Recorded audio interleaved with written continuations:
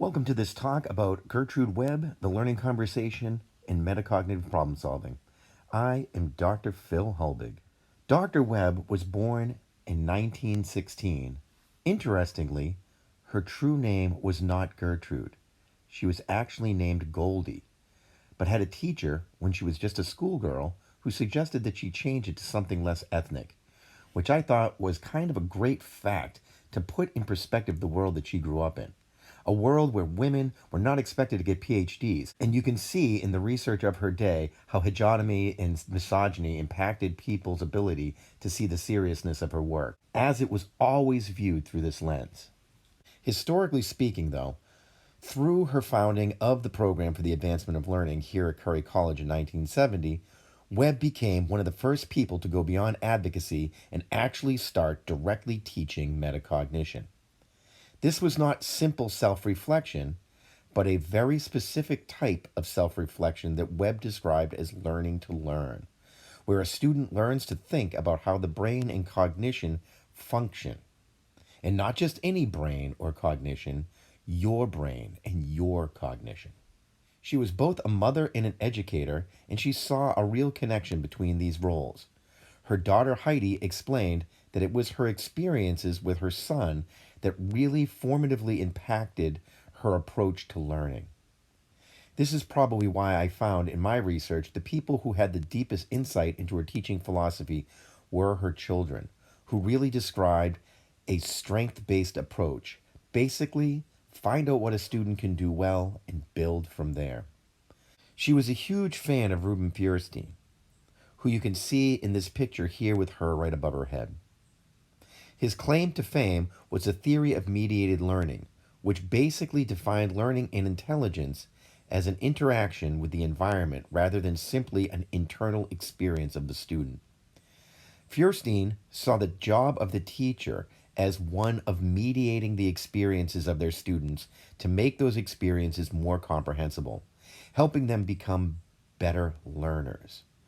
Dr. Webb appreciated Feuerstein's perspective, and particularly his idea that the best teachers would naturally be mothers, who seem to engage in this style of mediated learning naturally through their interactions with their children. From this, you can probably infer the problems that a misogynistic perspective would have towards such an approach, because it can't possibly be teaching. If mothers are doing it, why, that's mothering. What Dr. Webb was advocating, however, really could not be confused with mothering. Remember, part of her process was getting students reading and interpreting neurological testing and applying what they learned to themselves. However, that educational principle, that it is the teacher's job to mediate the learning experience and make it learnable and understandable to the student, that was her key insight. In the case of metacognition, this meant making aspects of what is ostensibly an obscure and abstract concept called cognition visible. To achieve this, she created workbooks and models to make these concepts more tangible. This image of her cognitive ladder model is from a workbook called Turning into Learning. Through this graphic interface and other graphic interfaces like this one, Dr. Webb was able to help students conceptualize their learning. The other big tool that she used to not only teach about aspects of cognition, but to get students to apply their understanding was the WAIS, or Wechsler Adult Intelligence Scale. And this was the part that I really feel was very innovative. Because as a PAL student myself, I can tell you, you really got to know and understand those scores. PAL really takes students to like another level. We task them to conceptualize their own understanding of what their neurological scores mean and how that relates to their own learning. She was very aware of the latest research into the brain and learning, and she had to have read all of Sperry's work on split brain patients because she was very big into the right hemisphere, left hemisphere classification of learning styles. Even in this quote right here, she is explicitly making it a point to describe it as the brains working together, seeing the brain as a compartmentalized conglomeration of brain skills that come together to form you. And these brain skills need to be taught to come together, and they can be taught to come together. This was decades before neuroplasticity was even thought to exist. One belief of Dr. Webb's that I think is misunderstood more today than perhaps it was when it was introduced was the idea of learning style, which Dr. Webb used much the same way as her cognitive ladder model. For Webb, learning style was a way to help students visualize, or maybe a better word is conceptualize, their learning. But notice it is being used as part of a conceptualization process that grows a student's understanding of themselves as a learner. Recently, a few studies have come out declaring that they have disproved the theory of learning style. But I don't believe they've disproved this theory. They are disproving a misinterpretation of this theory and how learning style is used, specifically the belief that learning style can be applied like a medication. If you're unaware of this debate, I've put a link to a Veritasium video that I think really covers the science very well. And you can't argue with the science here. If you give a student a test to find out what their learning style is, and then you have them study only using that learning style, it has virtually no impact on the results. It's as if you're still testing the same kid. Because really, what have you done? You've just changed the information input. And we know not all problems are solved optimally the same way. This goes back to Feuerstein's mediated learning assumption that defines intelligence more as an internal-external interaction with the environment, rather than something that just purely goes on inside the student. When some problems are not easily solved visually, there's arithmetic, or calculus, or some other tool that can be used to make problem solving easier.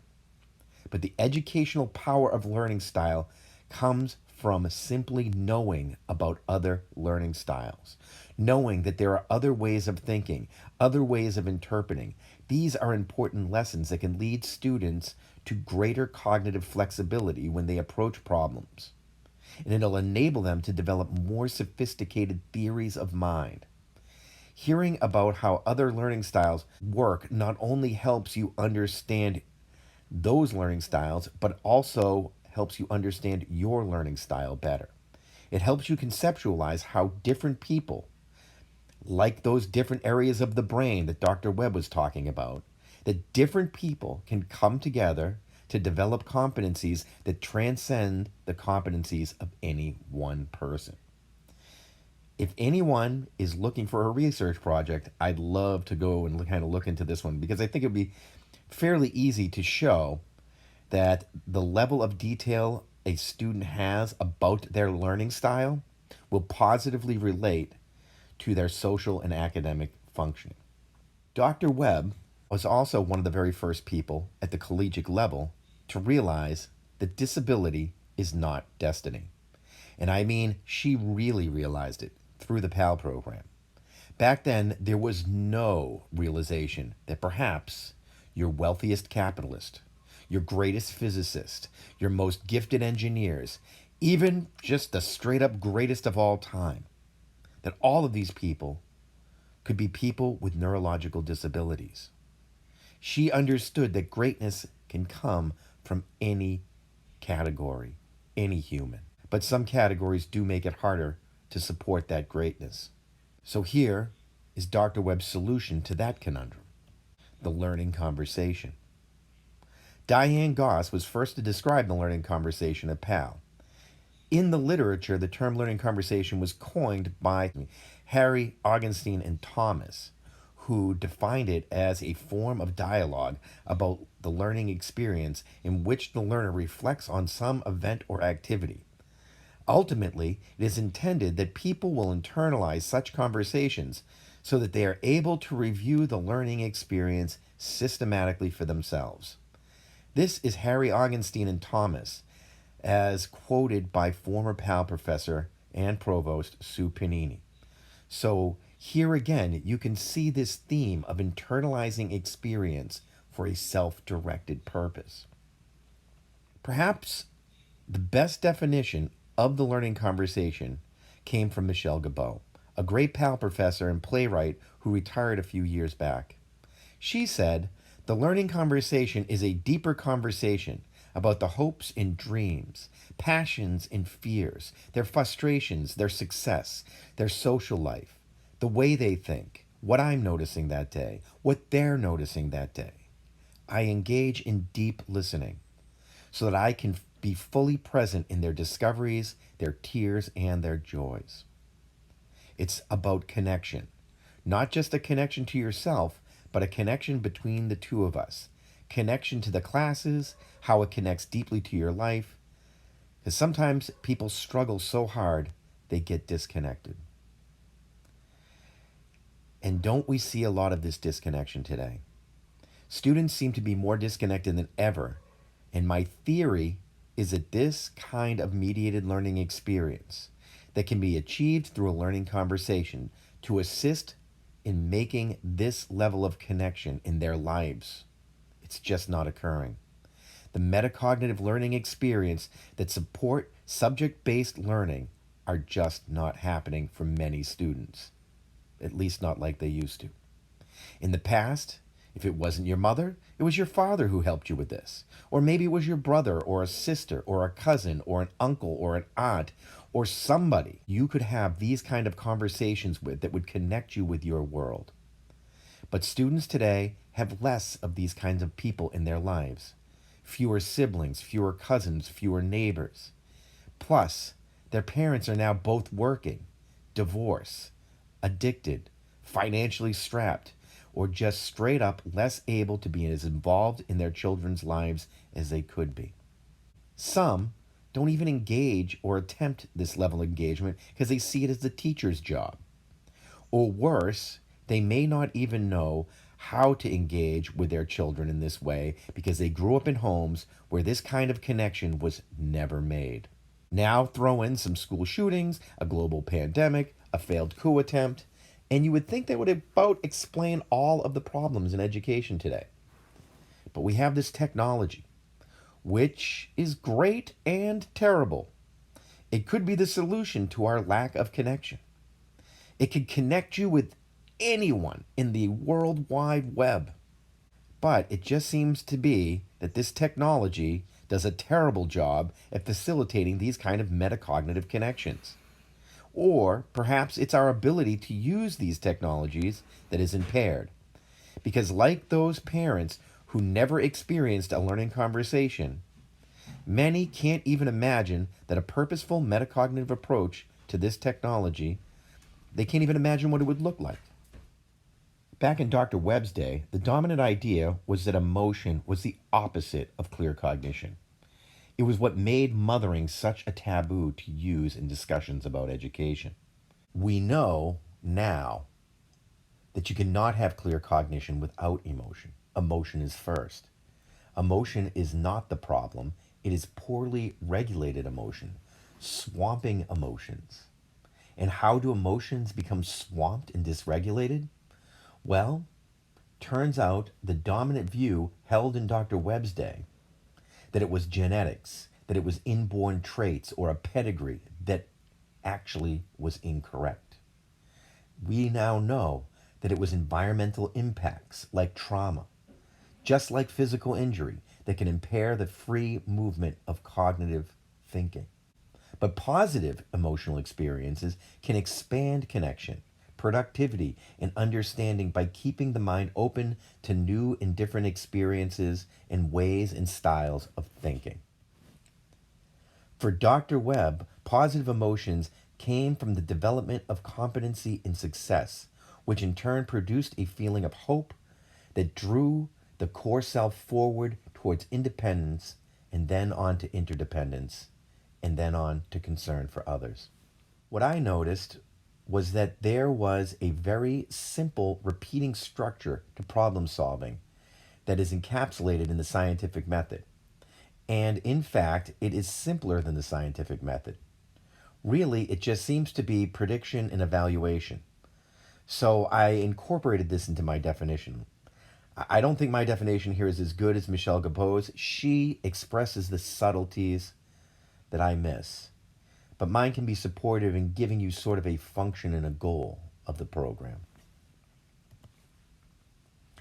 I developed this definition of the learning conversation out of years of playing around with a concept that I called metacognitive problem solving, which I define as using self reflection as a part of your problem solving process to build theories about how you best enact and solve your problems. This is an approach I feel, for me, grew out of the style of work that I did with Joe Arsenal, another great PAL professor. However, he, of course, attributes this style to Socrates. What I noticed was that there was much more going on than clever questioning. Over time, I was using a kind of scientific method, and that it really helped organize the whole metacognitive process.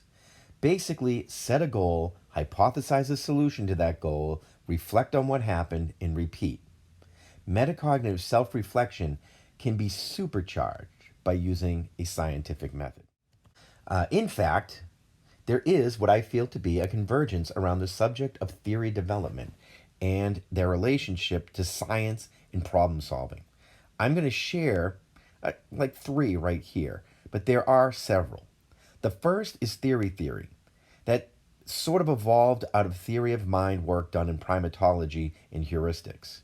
What Radcliffe hypothesized was that perhaps there was a kind of theory creation capacity at the root of learning and development, because theory generation has been observed all the way down into the youngest of ages. In fact, young children were observed doing all the things that scientists do, like formulating and testing a hypothesis. Only they were doing it to solve the problems that confronted them. Ambiguous problems like figuring out how to walk and talk. Two problems that still pose considerable problems to computer programmers, despite years of investigation by the world's top scientists and billions of dollars being spent.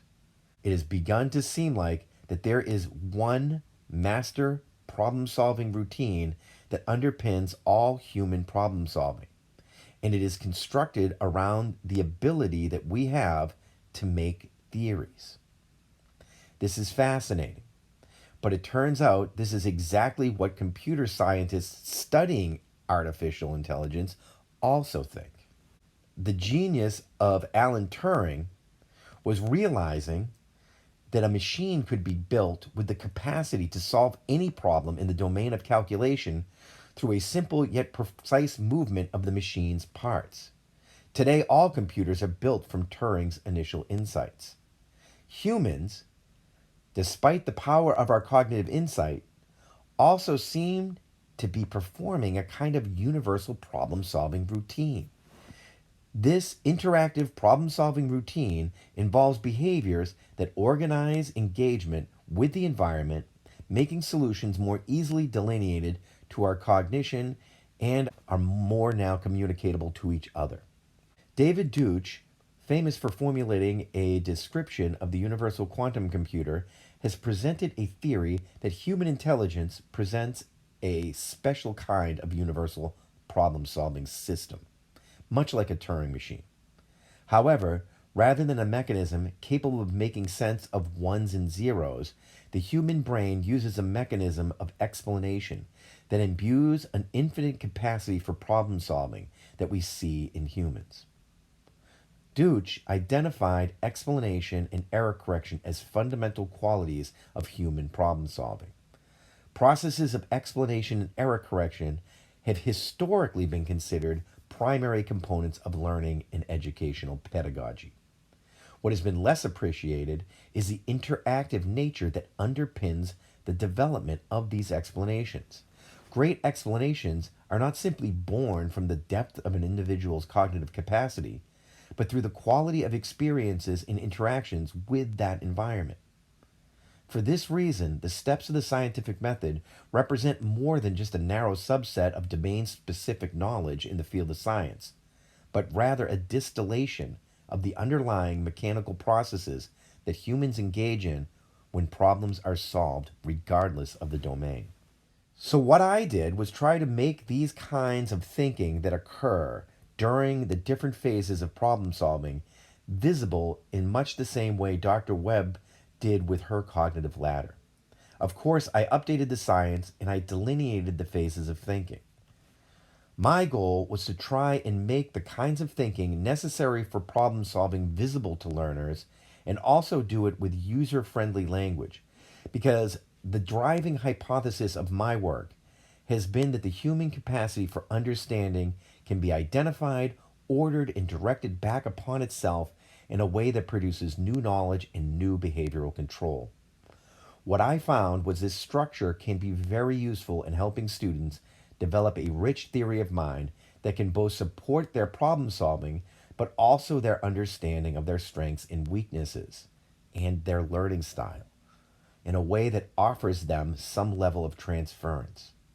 Rather than seeing learning and problem solving rigidly, they can see it as phases and skills that can be prepared for and practiced.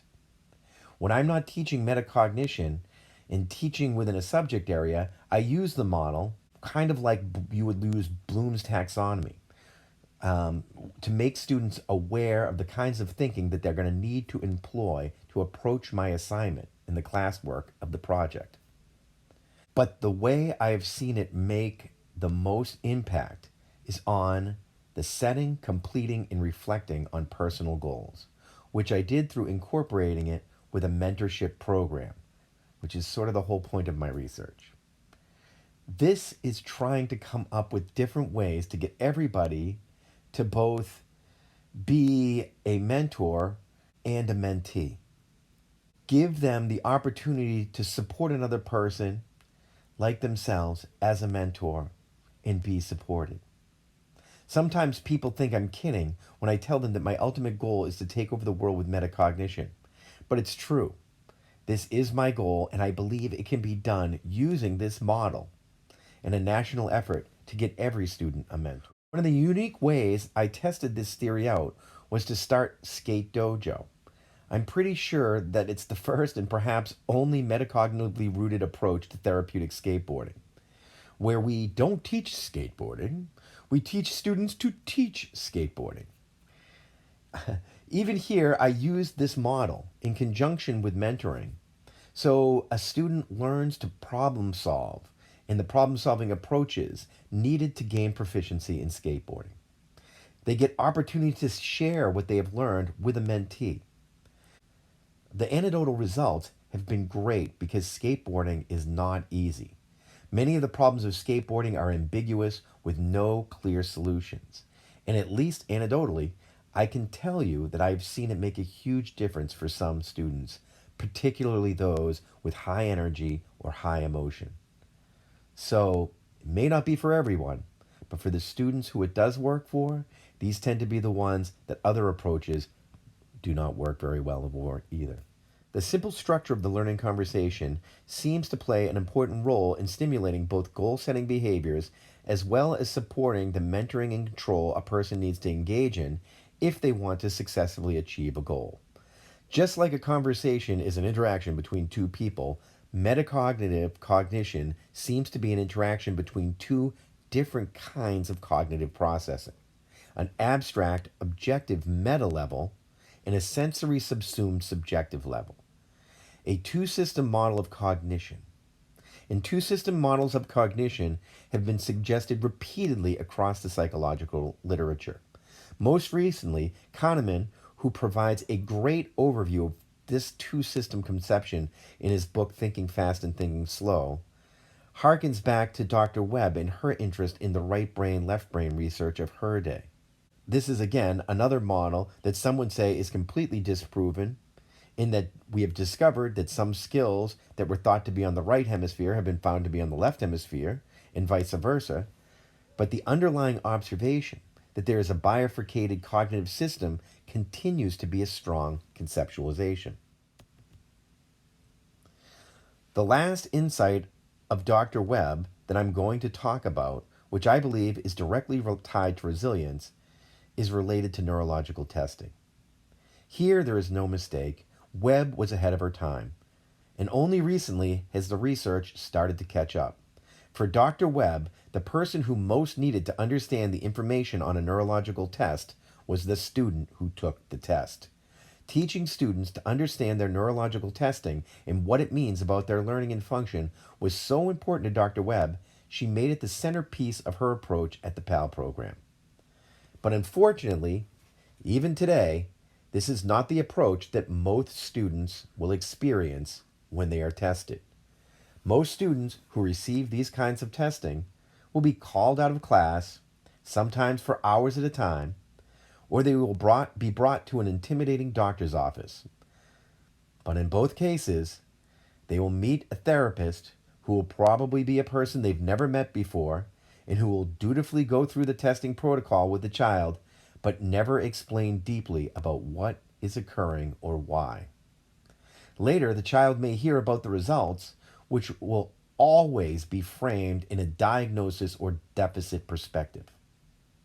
It turns out the whole thing is very stigmatizing for young children, which frequently leads to worse student performance, both academically and socially, directly after diagnosis, a phenomenon called stereotype threat that has been observed in other stigmatized groups like women and minority populations. And this relationship between neurological testing, diagnosis, stigmatization, and stereotype threat has been something that the educational testing community has been very slow to respond to. Despite it being shown clearly in the work on stereotype threat that all you need to do is remind a student that they have a diagnosed learning disability before a test, and that exchange can lower the student's performance on that test. One of the ways you can reduce the impact of stereotype threat is to really teach the students about what their strengths and learning style are, just as laid out by Dr. Webb. Aside from Dr. Webb, there have been many who have prescribed similar approaches, but right now, there are many institutional barriers also, making this practice less widespread. But it is so necessary. My research found that these underlying feelings of incompetence caused by stigma and trauma were the largest impediments to leading a student into a learning conversation. In conclusion, Dr. Webb was a truly visionary educator who rose above the prejudices of her day to start a program that has had real, long-term impact here at Curry and beyond. Because while PAL was the only program at the collegiate level in the 1970s, learning centers that offer specialized services for neurologically diverse students are now standard for virtually all colleges and universities. Today, we went over some of her theories and approaches that continue to be relevant, and I just wanted to do this presentation to remind everyone as we move forward, we remember the contributions of great professors like Dr. Webb. The trauma that the pandemic has inflicted on our students has been inflicted on us as educators, impacting our focus, our compassion, and our professionalism. It is harder to teach these days. There are more ambiguous problems than ever. But I believe Dr. Webb has left us with an educational model that we can use to overcome this. It is the learning conversation. It is a conversation that can help students become better students. It can help us, professors, become better professors, because we can better identify and seize those opportunities to support our students and help them become the students they want to become and help ourselves become the teachers that we want to become. Once you start looking, you'll see opportunities to engage in beneficial learning conversations everywhere. So thank you for listening to this presentation on Dr. Webb and the learning conversation and metacognitive problem solving.